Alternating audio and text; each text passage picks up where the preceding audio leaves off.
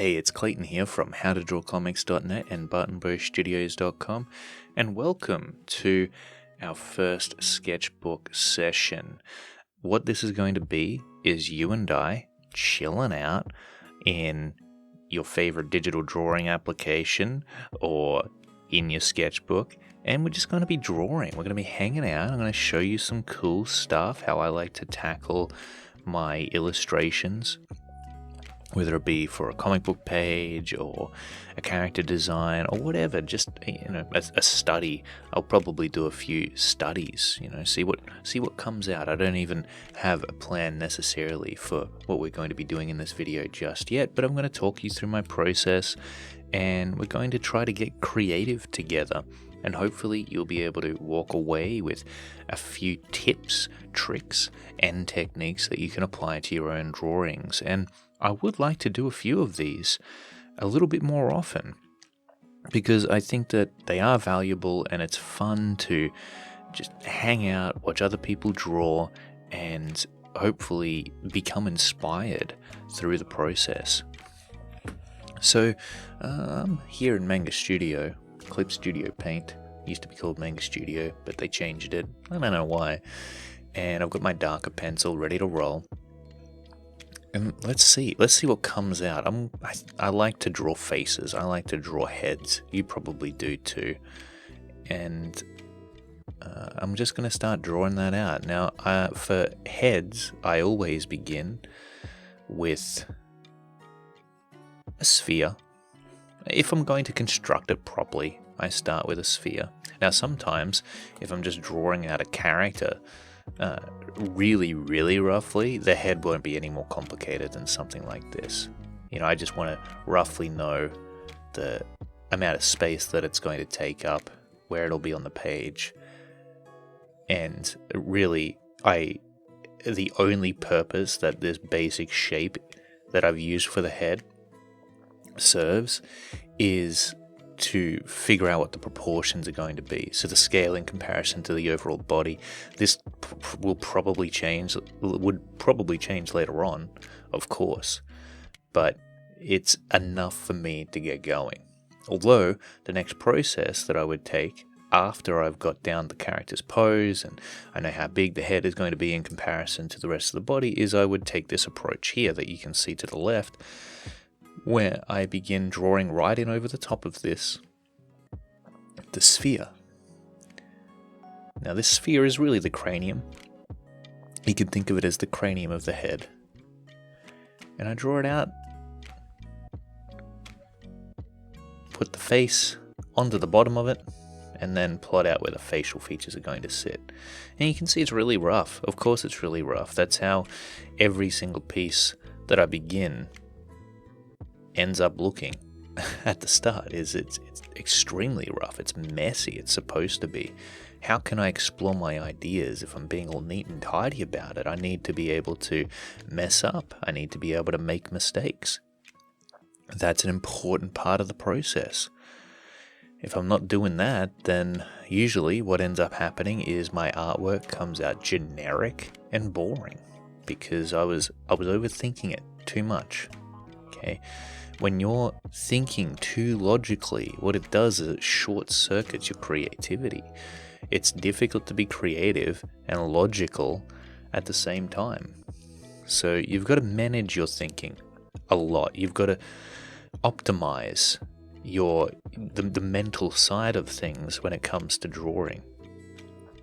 If you're not able to do that, then that's when you're going to run into problems. And even if you've got a perfectly technically executed piece of artwork that looks 100% accurate, if you haven't really given yourself the freedom to loosen up and let your mind wander and put the idea first rather than the technical accuracy of how it's going to be presented on the page, then you'll find that it's just not going to be there, that it's going to lose its life. Okay, so this is a pretty generic head at this point.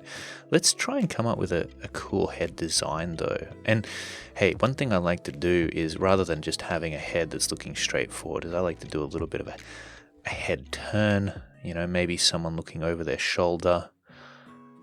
And that can just add a bit of character to what would otherwise be a fairly basic, and this is basic, this is extremely basic, but there's just that little bit more interest to it in terms of the pose. You can see I'm adding in some shoulder there, and I like to plot out the anatomy just a little bit.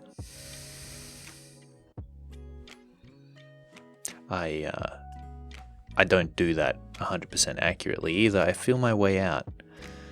I feel my way through the drawing until I hit upon something that I like. Okay. And you know what? We could add in a few different, we could plot out a few different images here just to begin with, and then start building on top of them. And that way we can get a bit of a composition going for our sketches. If I was thinking of this as a sketchbook page, and I was laying out all my figures here, all my roughly drawn elements, then I can position them in relation to one another in interesting ways. I can organize everything that's on the page. And I like drawing faces a lot because they just have so much personality to them, so much attitude. You can get across a lot of emotion within a face. People relate to faces, they connect with them.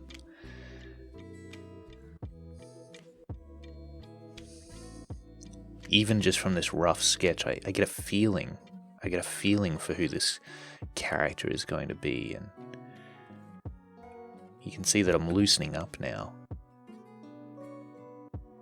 I started out even just a little bit, even though the first one was rough, it was a little tighter than this.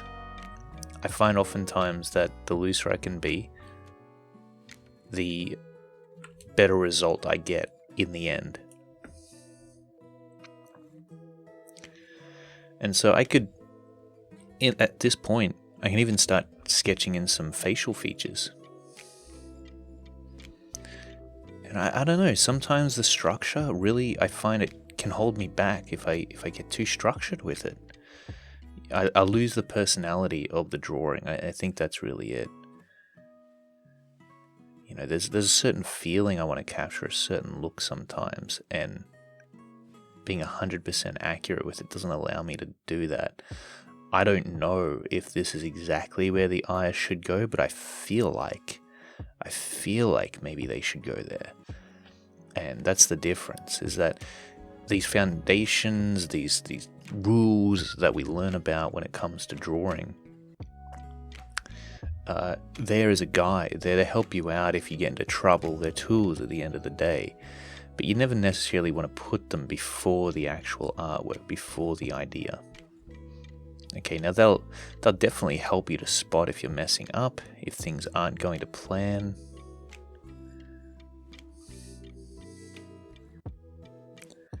But in the end, I think that it's really important to make sure that you don't let those things hold you back. There's got to be a degree of separation between the drawing fundamentals that you consider and then the drawing itself throughout its execution.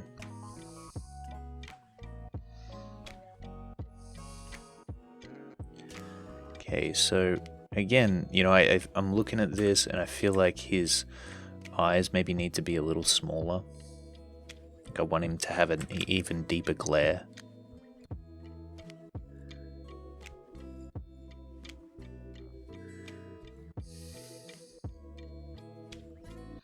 And I think this is the artistic intuition side of things that isn't oftentimes taught, unfortunately.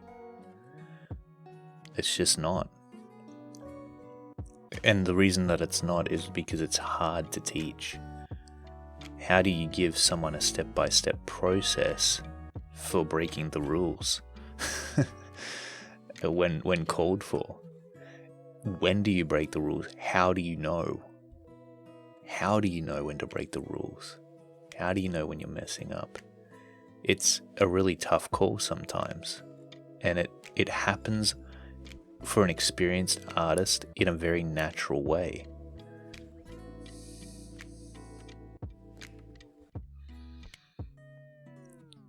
might make this guy some kind of vampire dude. Give him pointy ears.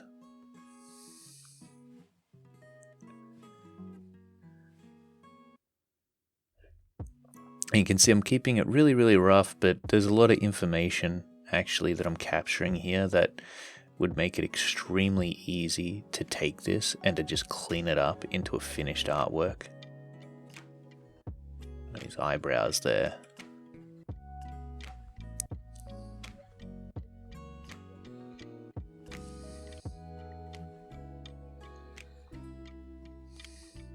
I think this is why it's really important to try to get into the habit of just sketching without having any motive. Just sketching for the hell of it, having fun. You know, maybe it's not going to be the next masterpiece you place onto social media. Okay, it's more of a therapeutic exercise. And, I mean, you never know what you're going to come up with that way. Like, when you really give yourself the room to breathe creatively, when you take the pressure off, sometimes it's when you come up with your coolest stuff. We could get really crazy with this actually, and maybe add some interesting design elements to him.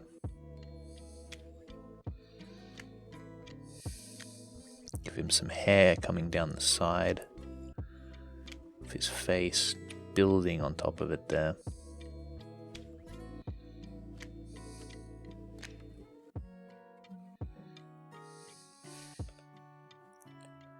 You can see that I'm going back over the top of portions that I've sketched in order to add definition to the line, in order to emphasize it.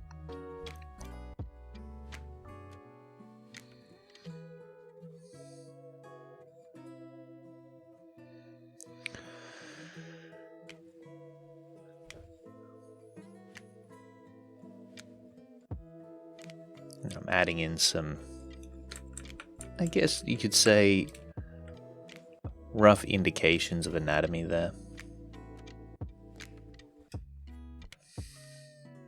And even that is, after time, it becomes a feeling. Like, do I really want the cheekbones to be placed right there? Do I want them to be lit that way? Do I want them to come up that far?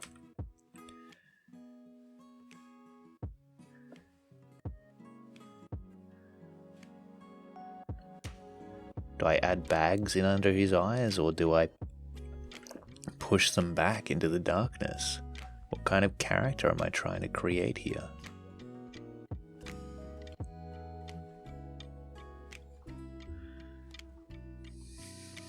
Now the hairstyle is something that we can certainly have fun with in a moment.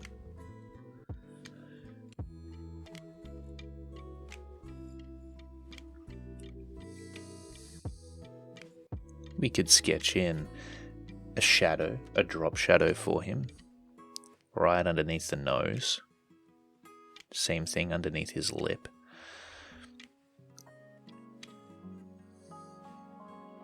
Could add in some folds and wrinkles around his forehead. I like to add in details like that because it gives us a sense of who the character is. If this guy frowns all the time, if he's an angry character, then the lines, the creases within his face should be there to indicate it. Okay, let's add in. You can really have a lot of room to experiment with hairstyles. Hairstyles can be very, very interesting if you are able to get adventurous with them. Next up, we can add I'd like to add some accessories to this guy's head now.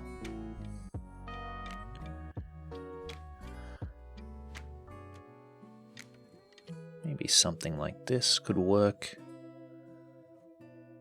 Add that in there. Again, it's loose, it's low pressure. There's not a whole lot that we really need to worry about at this point. If it works out, it works out. If it doesn't work out, then it doesn't work out, and that is totally fine. It doesn't even need to.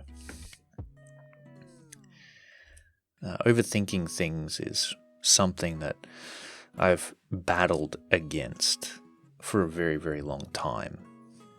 I've battled against it constantly, in fact. It's a difficult thing to get past.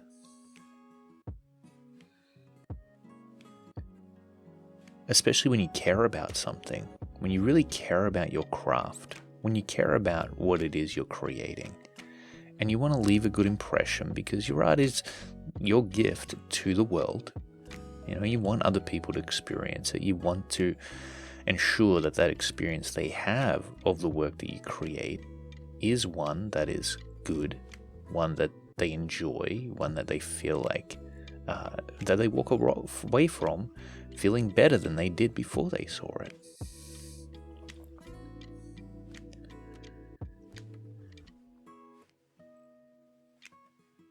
And so the pressure is placed onto us, even if it's an imagined pressure, to deliver on that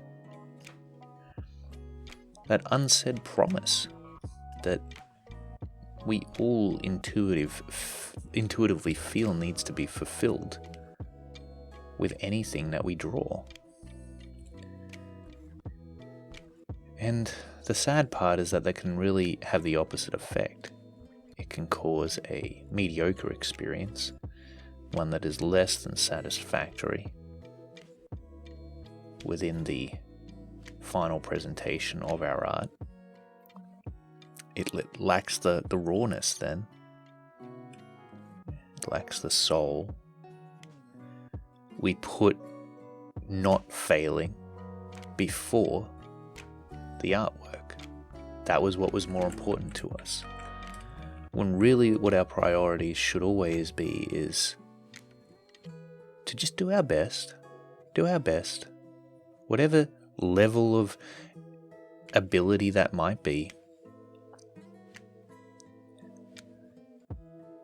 And then to, first and foremost, put what you're drawing ahead of everything else. And a lot of the time that's easier said than done, even for me at this point. Certainly, there's no doubt about that.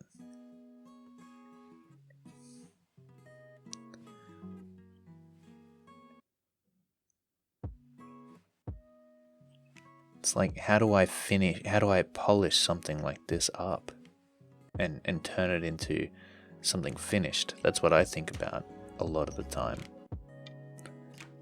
I can't just necessarily put this into a comic book and expect that people are going to enjoy that. I mean, maybe I could. There's lots of different styles out there. You could clean something like this up, I guess, a little bit more and then put it out, but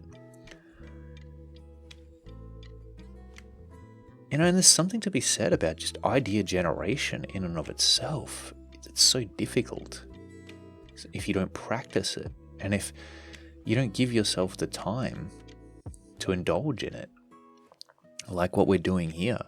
Hopefully you are really sketching in your sketchbook and coming up with something cool right now.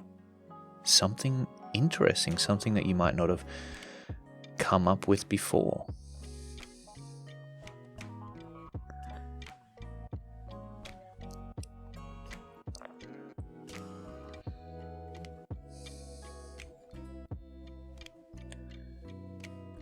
And that's the whole point of it, is to be able to give yourself that freedom. Let yourself off the leash a little bit. And as I said before, who knows what those ideas will become in the end? Who knows? It could become your life's work later on down the track, if it's an idea that really hits home. I think especially in this day and age, there's this pressure to get out there on social media, to build a following, and that is important. But the thing is that we're not just using social media for that. We're using it to waste time. We're sitting on social media, scrolling further and further down the news feed every single day, and unfortunately what ends up happening is we waste away the hours that we could have used to be drawing, that we could have used to be productive in other ways. And this stuff is truly impacting the amount of progress we're able to make with our ability to create, with our ability to design, with our ability to get really anything at all done. And so, as good as social media is to help build your audience, your presence on the internet, to potentially help build your entire business so that you can make a living doing this stuff, I mean, how do you prioritize it? I find it difficult. What do you prioritize? What do you put forth? Do you, it's easy to say, oh, well, just spend an hour each day on social media and then spend the rest of the time drawing. You'd think that would be easy to do, that would just work. I've thought about doing it myself, and I've attempted to do it, but it just, for some reason, that's never the way it goes.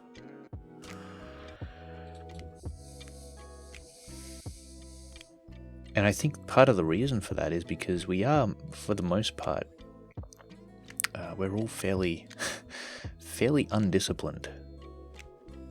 We're fairly undisciplined these days. And it's difficult to become more disciplined. You've really got to put yourself through experiences that are uncomfortable, and to just do them anyway in order to build that ability to be disciplined, because that's what discipline is about, doing something even when you don't want to do it.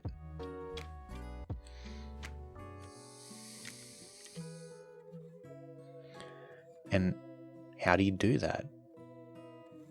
How do you do that when there's so many different distractions and it's so easy to just indulge in all of the dopamine releasing activities that are out there? I don't know.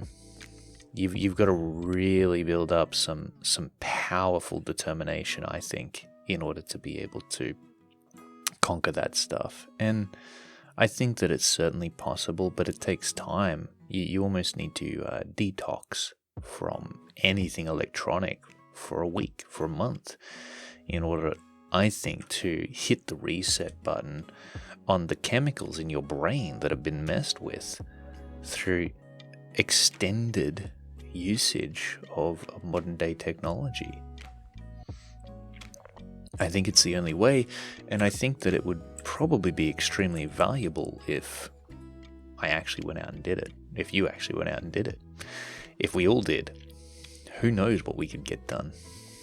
But then, does that cause our business to suffer? Well, like I said, I don't necessarily think so.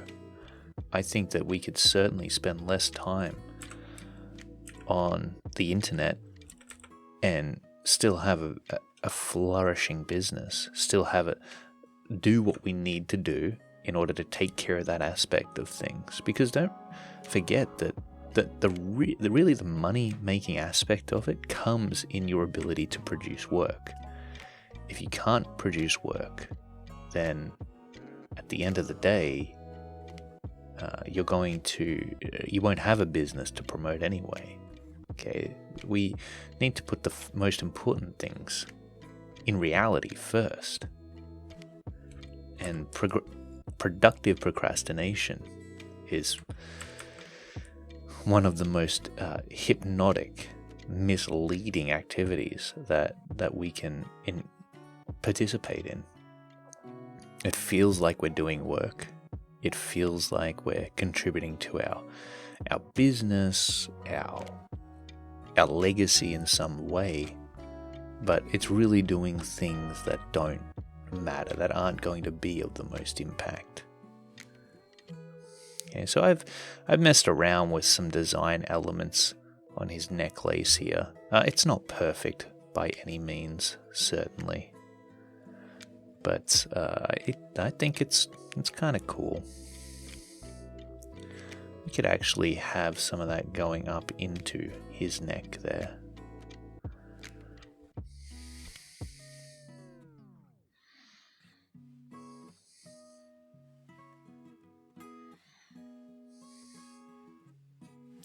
And I should really be experimenting with different shapes that I wouldn't regularly use here. I might even just completely erase this necklace thing that I've done up, because I don't like it. I don't think it's working. The good thing is, when you've kept it this rough, is that you can very easily erase away parts of the drawing and just rebuild it on the fly.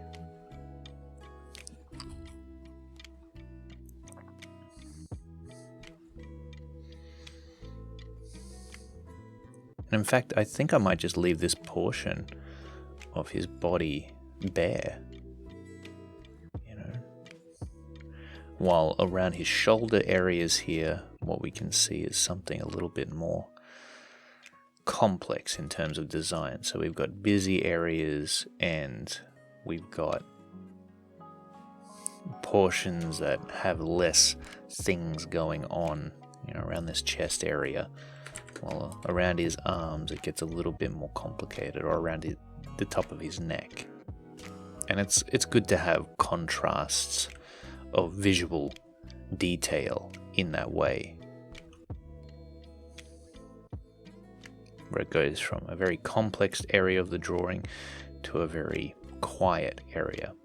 You can describe it as quiet because there's just not a lot going on. There's a lot of blank space, and sometimes blank space is just as important as, you know, detail. Congested detail.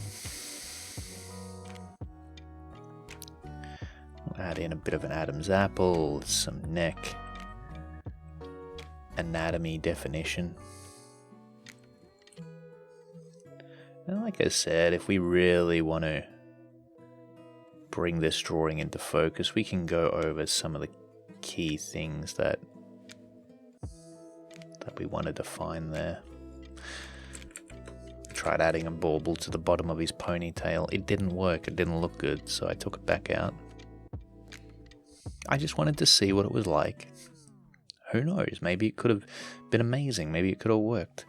But the only way I was going to find out is if I tried to sketch it in there. And funnily enough, it didn't work.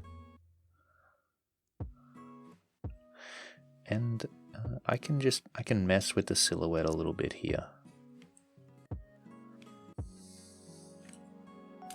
I think that looks fairly cool for a sketch. Let's move on to this other one and see what we can come up with. Maybe we'll make this character a woman.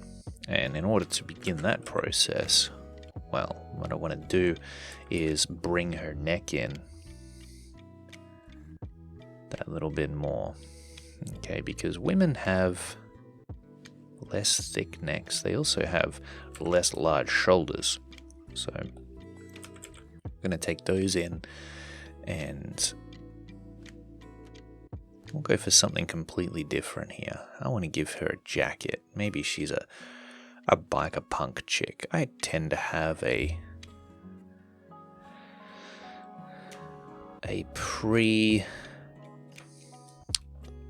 preference? Is that a term? Toward badass biker chicks that are attractive and sexy.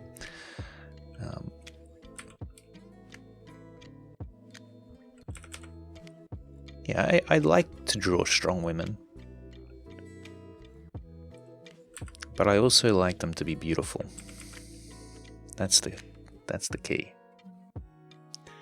Now for me, the shape of a woman's face is extremely important. You've got to have a really nice looking, subtle, soft face. Now sometimes you can sharpen it up. It really depends on the style that you want to go for, but small chin, somewhat rounded corners for the jaw, or at least semi-sculpted, something that's not square, is going to lend toward the femininity of the faces that you draw.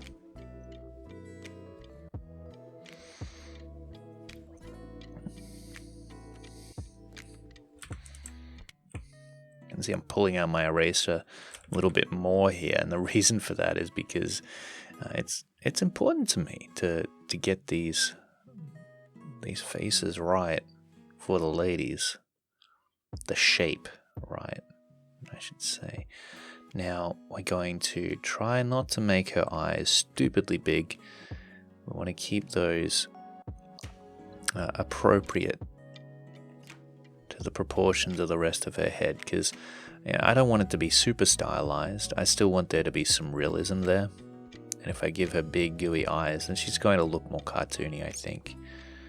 Now, what does make a woman's eyes look larger than a man's typically is eyeliner, makeup. It's going to add a certain sense of emphasis and definition to the outline of the eye that simply makes it appear larger. That's why oftentimes women who wear a lot of makeup, when they take it off but you're used to seeing them in makeup, you'll be shocked to see that their eyes are actually much smaller than you might have realized initially. I mean, anyone who wears a lot of makeup is going to change their face in oftentimes significant ways, change its appearance in order to enhance it aesthetically. And we can do the same thing with our comic book characters, with our sketches.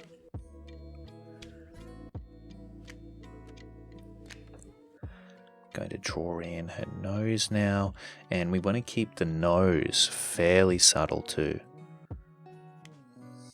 Okay, so we don't want to be defining the bridge of the nose in a super hardened and chiseled way, not like we did with this guy over here.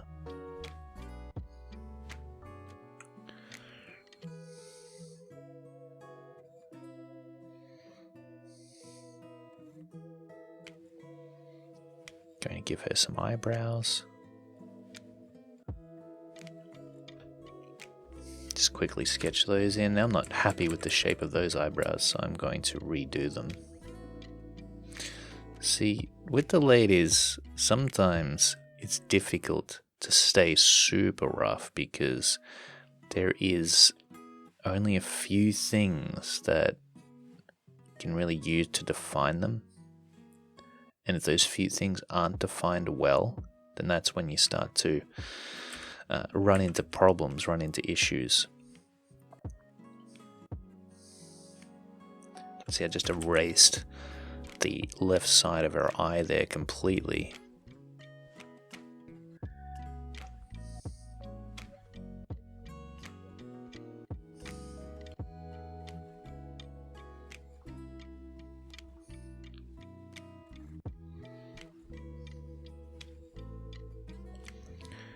And I'm trying to save this drawing, this sketch, but it's not quite going in the way that I want it to, unfortunately.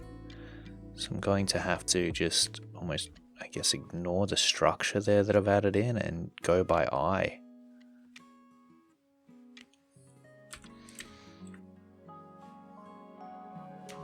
Maybe if I erase that whole side of her face, I'll be able to construct it a little bit better. So what I can do is maybe draw out the face first, and then add in that far eye. Maybe that'll help me out a bit more. Might have to erase this eye as well, actually. So it's all about not necessarily whether or not you can draw any one element correctly, but whether or not those elements actually sit together well. Whether they're all in proportion to one another, that kind of thing. And for me, that just was not happening with this lovely lady's eye.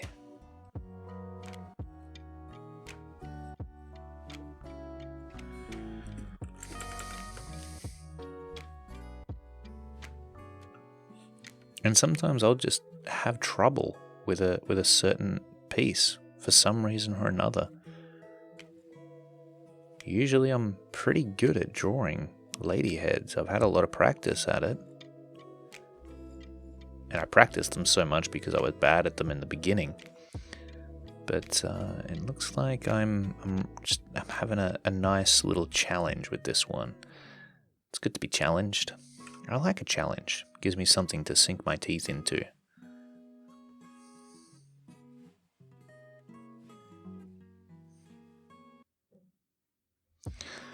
Okay, great.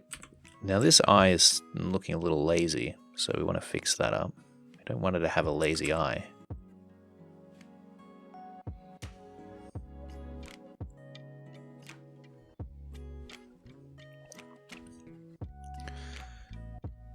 Okay, so we'll draw in the mouth now.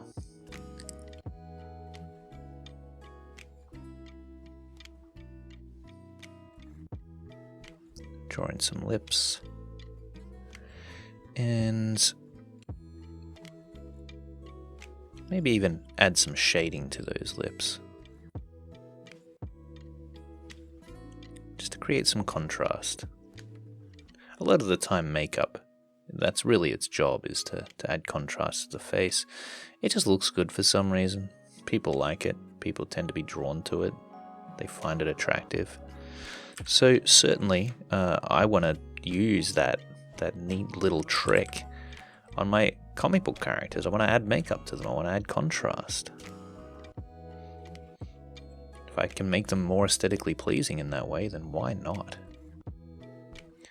Aesthetics are so important when it comes to any artwork, at least commercial artwork, that you want to have sell with minimal need to actually push the sale.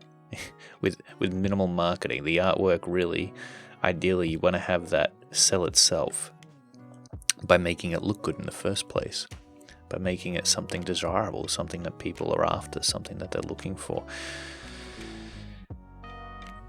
Now, of course, it depends. Maybe your motivation isn't to make money with your art, it's something else. It's to evoke a feeling, to get a message across, and maybe that's it. And that's totally fine too. Okay, cool. So maybe we could make this lovely lady a cyborg chick of some kind. So let's do that.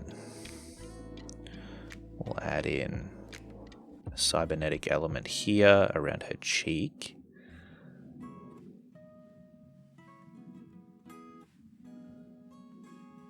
And around her chin.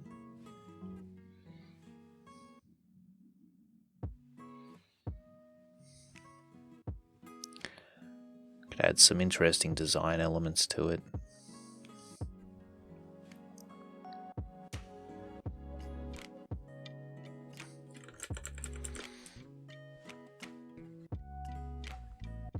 I'll try to shape her jaw to...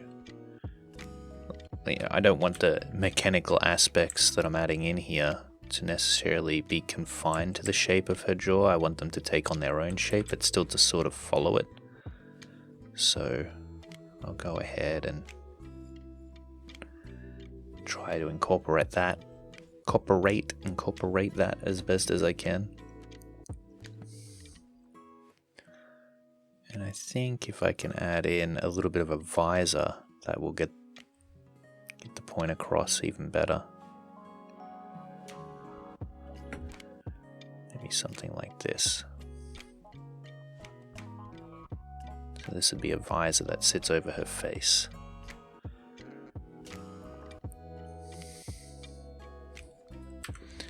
Could turn her ear into something else, something like this. Something that looks more like an android ear of some kind.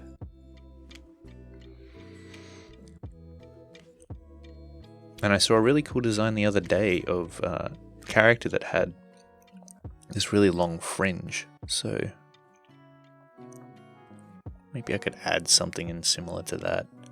Again, I feel like hair, it really can add some massive personality to a character.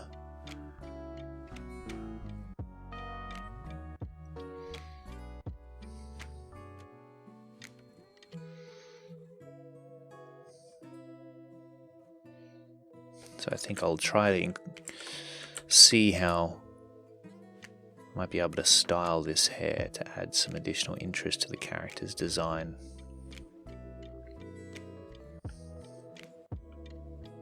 Yeah, that's pretty cool. Maybe a bit of a ponytail on the top there.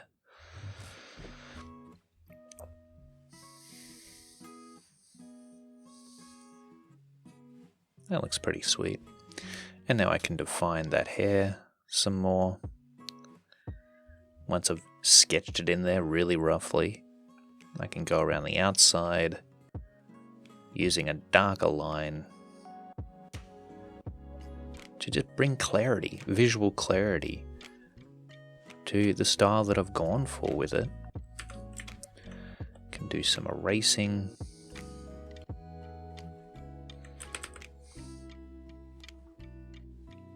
And this is how I clean up my pencil drawings a lot of the time. So I just go over the top of the roughness and try to bring some additional emphasis to the areas that I like, that I want to keep within the final presentation. Now this is quite messy, naturally. There's a lot going on in it.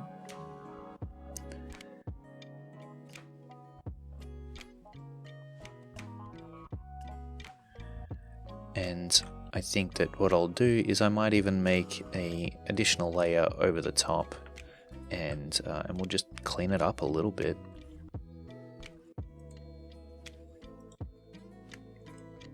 So I've just changed it to a blue underdrawing there. And now what I'm able to do is go right in. This is how easy it is to clean up a sketch. Once you've done the groundwork, you don't even have to think about the creative side of it anymore. You just think about how neat you want to make it. And this is the fastest part too. Isn't that funny that the rough part of the drawing is actually the part that takes the longest, requires the most amount of thinking, but then the final drawing that you do over the top, I mean, if I had a pen, if I was using a pen, this would be the inks, I guess. This is the part that requires the least amount of effort. It's just aesthetics. At this point, you're just really trying to polish it up. You're adding the icing to the cake. But the cake is the thing that you want to get right, because all the icing in the world ain't going to make that cake taste any good if you haven't done the groundwork first. So think of your drawings like a cake, because that's really, at the end of the day, what they are. You're making a tasty cake, tasty looking drawing. And the icing on top is just the final polish. It's the presentation, it's the wrapping paper. You want to make it as polished as you can, so that people stay with your art for longer. You know, it attracts their attention, and then they give it the time of day to actually take in the idea that you've decided to present to them. And you can have a really, really good idea that just isn't packaged up properly, and in some cases might be repulsive to people if you really haven't taken the time to lay in the line weights and emphasize the right things that need to be emphasized in order to get it across in the best possible way. Oh.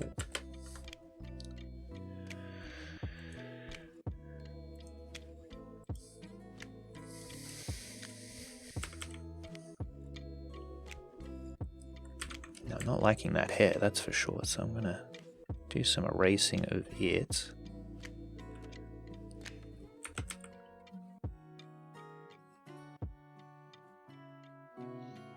Try to get my hair down in one fell swoop when I'm drawing it in there.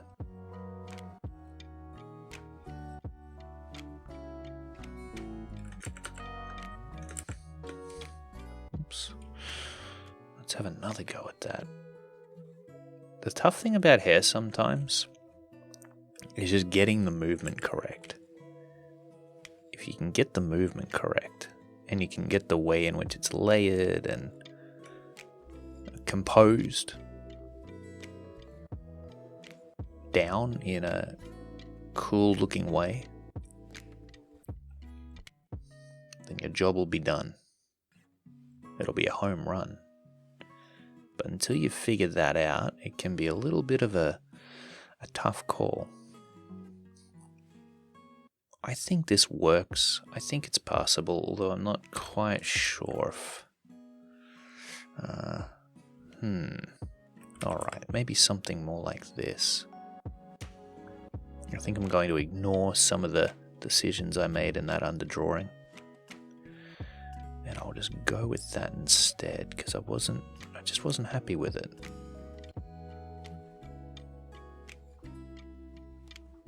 Maybe this will work a bit better. There we go. Why does it work better? I have no idea.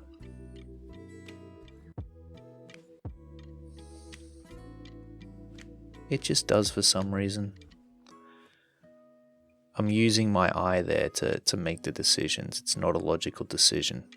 I just think maybe it's got something to do with the spacing, something to do with the sizing of these clumps of hair that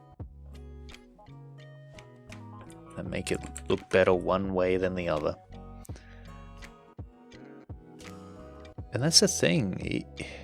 Most people, even your average Joe and Jane, they can tell whether or not what they're looking at looks good, even if they've never picked up a pencil in their entire lives. People just know what looks good and what doesn't.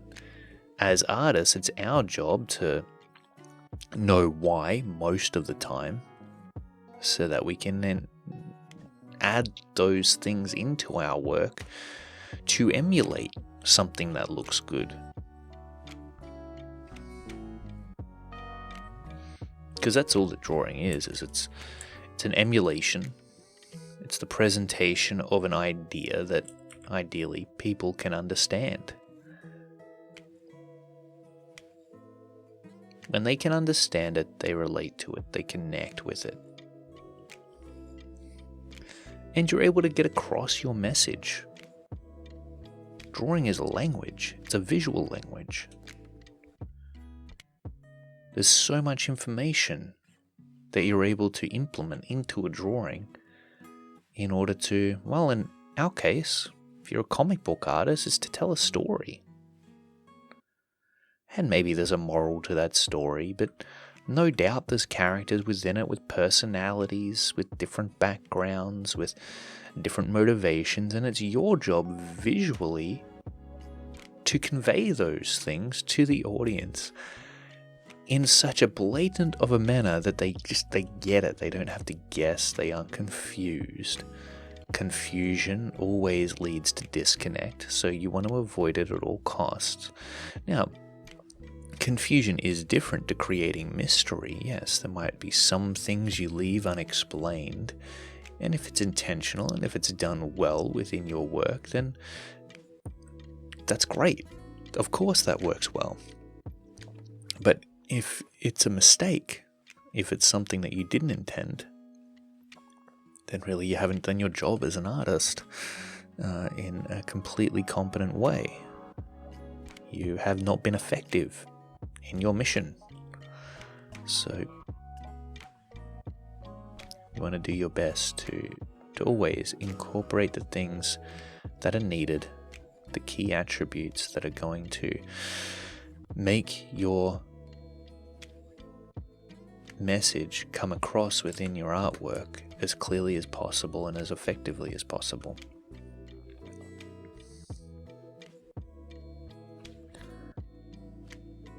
The hair is oftentimes the thing that I spend the most time on with a head in the final phases of its realization, its visual realization, because the hair just has so much more detail on it, especially on a female head. Just an immense amount of detail.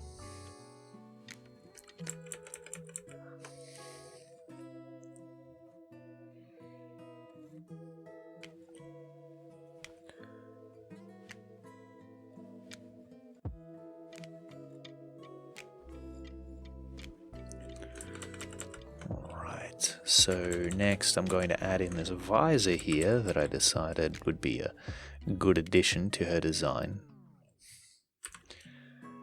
I'm hitting the undo button, I'm pulling out the eraser as needed. There's no shame in that. I do it all the time. Thank goodness for the eraser. Because I'm a tweaker, you know, I like to tweak my artwork. Many times throughout the process in order to get to the most ideal outcome. And it's just, that's when I'm falling into danger of actually overworking a piece, of overthinking it. But in the end, if there's an obvious thing that needs to be adjusted, I'll definitely do everything within my power and the time I've got to adjust it until it's right.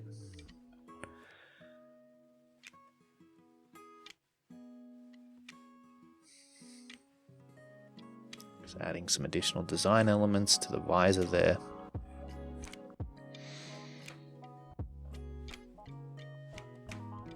And I'll add in her eyebrow. Place in some rendering on it to give it the appearance that it's actually made of hair, although primarily what I'm defining with an eyebrow most of the time is its shape.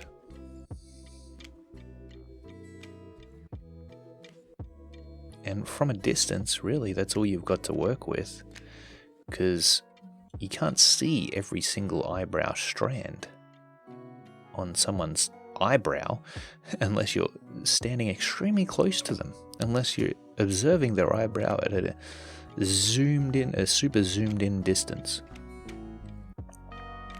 How often are we ever in that position? How often are we presenting that in our comics? Maybe sometimes if you've got a panel with a close-up eye shot, you could certainly think about how you might represent the individual eyebrow strands then, because that would be a context in which it's called for. But otherwise, most of the time, a headshot like this, really, you want to be only indicating subtly, more often than not, the appearance, the texture of an eyebrow.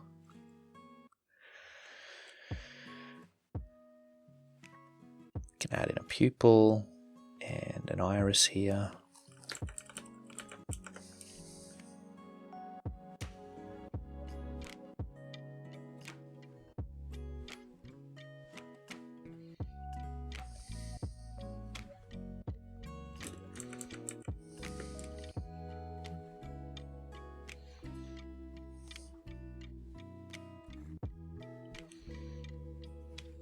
And then we'll tackle the opposite side of her face. We'll add in an eyebrow there, draw in the far side of the forehead, bring in the underside of the brow to the right hand side eye, and then of course draw it out. You'll notice that I'm drawing the outline for the opening of the eye first before I go ahead and then add in the eyelashes to frame it, to bring emphasis to it. I'm not entirely happy with how large this eye appears on the left-hand side of her face, so I might go ahead and just trim that down somewhat.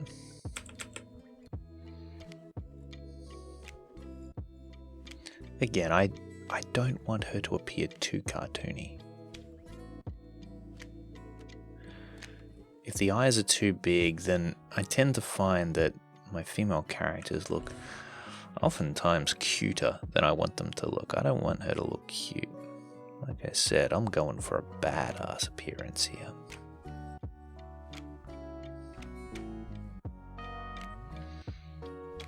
Okay, I think that works. Do the same thing on her opposite eye there. And then we'll draw in the nose.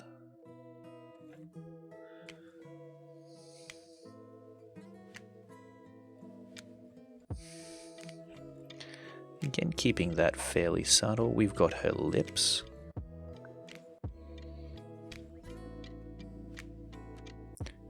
And I'm going through this fairly fast, using the darker pencil, the same pencil that I was sketching up the initial concept with. And the only reason that the line looks so different now is just due to the pressure that I'm applying as I'd work. I'm just working tighter than I was before. I'm working neater, more neat.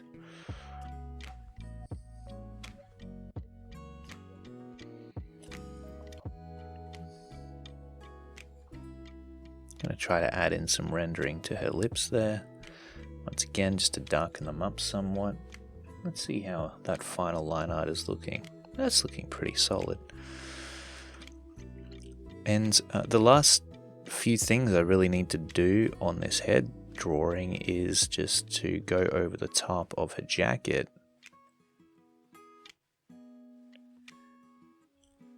Maybe add in some additional design aspects to it. But not too many. Not too many. I really want to wrap this up quite soon.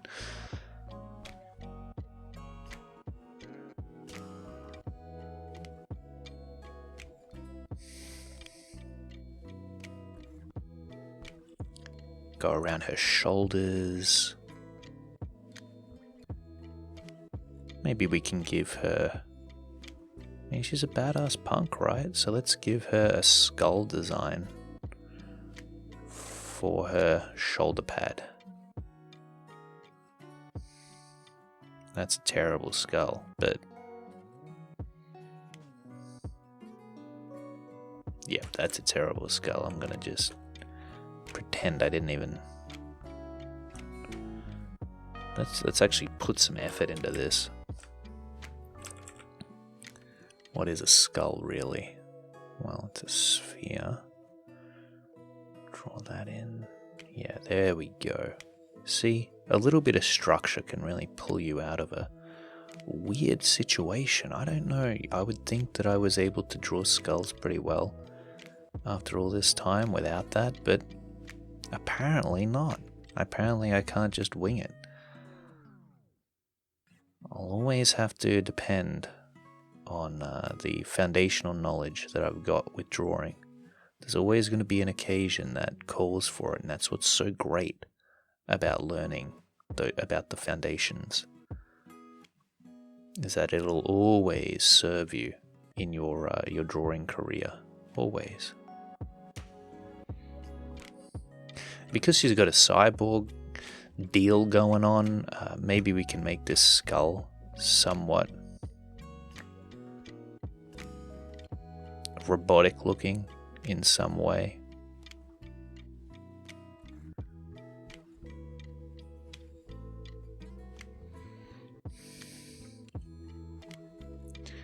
And we could even turn it into an armored piece.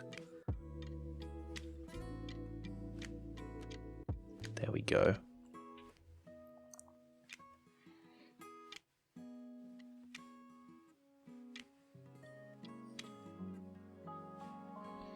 That's pretty cool. I'm going to get rid of that skull, and I'm just going to keep it as an armored plate. The skull was maybe a little bit cheesy, and I'm not one necessarily to avoid cheesiness within my art. Make no mistake, but I just think you've got to pick things that are going to look good for your designs, and that just wasn't looking as good as I thought it could be. Okay.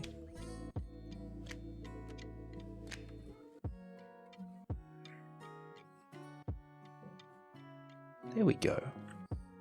So she's got an arm pad there now. I think that's working well.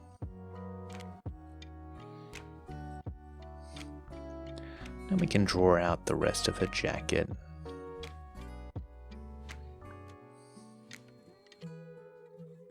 And there we have it. Next up, we'll draw some hair.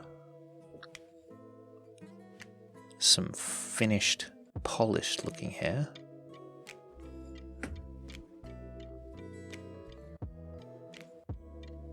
And once again, I'm trying to get this hair down in one fell swoop of the pencil, because I feel that just tends to work out better. It captures the energy, it captures the flow that I'm after. It doesn't always work out though, unfortunately, so I'm going to go back here.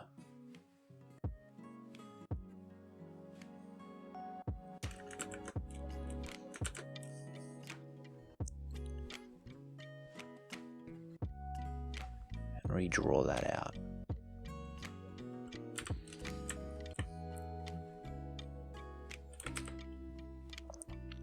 Never give up. Don't give up on your art. If things aren't working out, it's okay. It's a process. It's a process that rarely goes smoothly, even for the pros. I guess I can't speak for every pro out there, so I'll just speak for myself. It's a process that rarely goes smoothly for me, and making mistakes is just part of it. It's just part of it. It's expected. It comes with the territory. Maybe it's not like that for everyone, but it's always been that way for me, and my ability to fix mistakes has been what I feel has led to some of my most personal favorite artwork that I've created. If I didn't sit there and tweak it and make it the best that it possibly could be, I know that wouldn't be the case. If I gave up on it, I know that wouldn't be the case. Even the shape of this lovely lady's face that I'm drawing in, I'm not entirely satisfied with it yet. And I don't want to mess up what I've got there, because I do like a lot of it for the most part. Or maybe it is good. Maybe I'm just overthinking that. I'll leave it as is. It looks fine. It looks good enough, I think. What we could do is... No, I think we'll leave that out. We'll keep going with the hair here.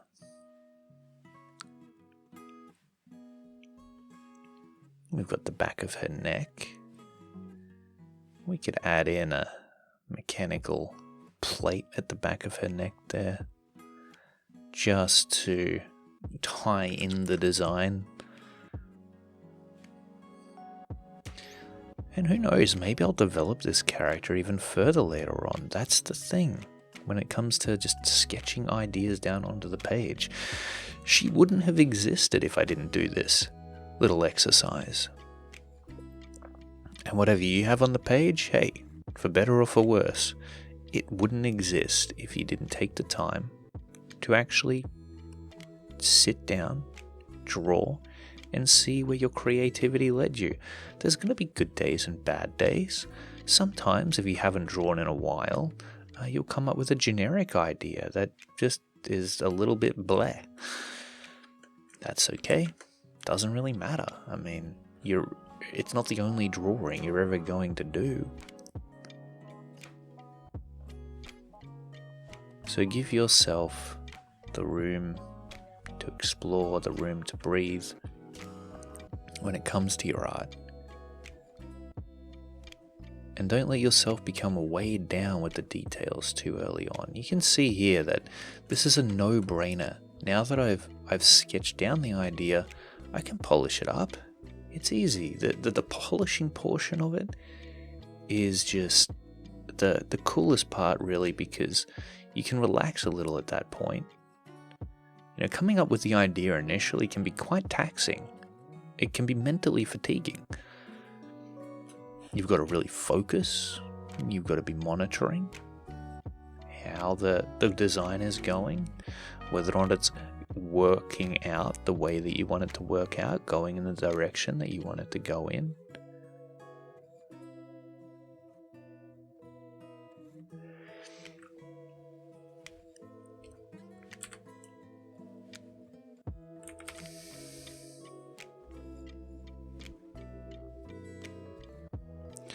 So I'm drawing out her hair. You can see that I am pulling it in directions that I didn't initially intend to, but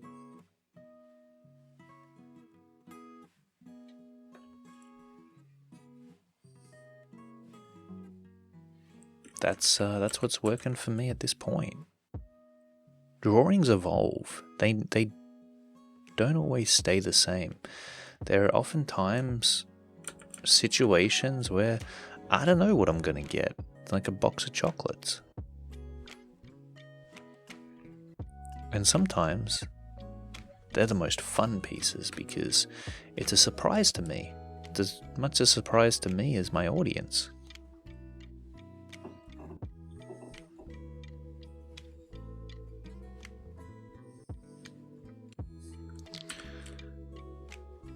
Now I'm just kind of looking at again, this is where my artistic intuition is kicking in. I can't necessarily explain why I'm changing things up here, but I suspect it's got something to do with the outer silhouette, the shape of her hairstyle. Now this is one of the craziest hairstyles I've ever drawn, granted. I don't know what I'm trying to do with it, what I'm trying to achieve. Something cyberpunk, I guess, would be the answer to that question.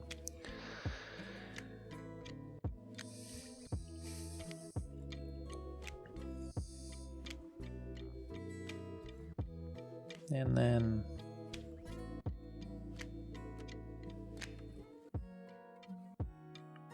hair's like a ribbon.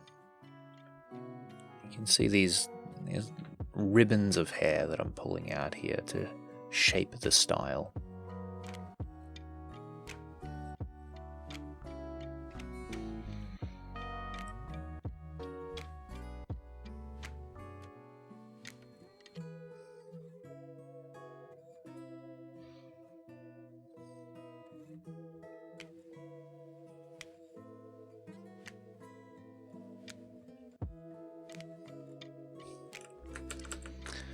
And we'll pull this hair clump all the way down toward her back.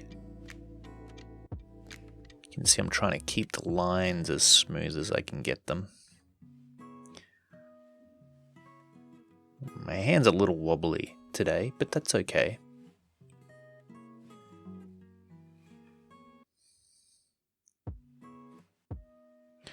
Again, this isn't really anything that I'm going to be using. It's not something that I'm going to be selling. It's just drawing for the sake of drawing. Imagine that, drawing for the sake of drawing. Sometimes when you've really built a career on your art, it can feel like you don't get all that many opportunities to just draw for the sake of drawing. To remember why you decided to begin this adventure in the first place. To remember that it's in fact fun. It can be fun. That sounds a little bit negative, but the truth is that working as an artist can take the fun out of creating art sometimes, and well, that's the unfortunate truth of it. I think a lot of my satisfaction from my drawing these days comes from the challenge of it. If I get a commission that has me required to draw something that I'm not quite used to drawing or that I'm unfamiliar with, or maybe it's a complicated concept of some kind with elements that I'm not as well versed in drawing. That's what keeps me hooked, is being able to overcome that challenge and to work with it, to push myself to achieve something. So now what I'll do is, rather than going over every single portion of the hair again, I'm just going to outline the outer shape of the hair with a slightly thicker contour. And that'll be enough to give the appearance of it being polished. So there's a little tip for you that you can take away.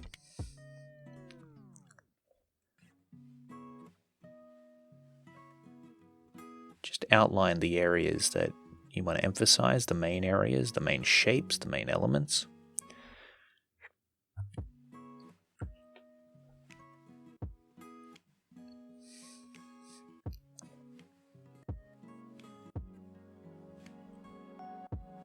Okay, there we have it.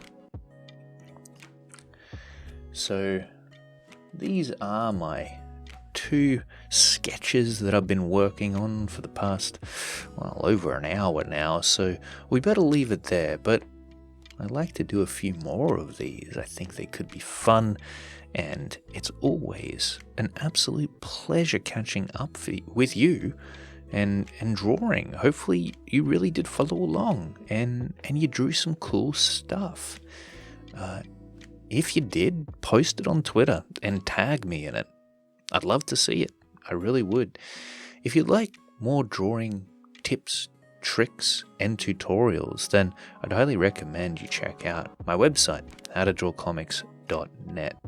Over on the site, as I mentioned, I've got a bunch of tutorials, some written by me, some written by the extraordinary Joe Catapano. Very good writer, very good illustrator. He'll certainly show you a thing or two when it comes to comic book art. And then, if you're looking to delve deeper into comic book illustration, we have got a premium section where you'll find courses and tutorials, courses and lessons by a variety of extremely experienced instructors and artists who are well versed in explaining this stuff. People like Robert Marzullo, Ed Foychuk. We've even got David Finch and Trent Kanuga on the site hosting their courses. So definitely a valuable resource for you to explore if you would like to get a real handle on mastering your comic art skill set. But that's all from me today. Until next time, keep drawing.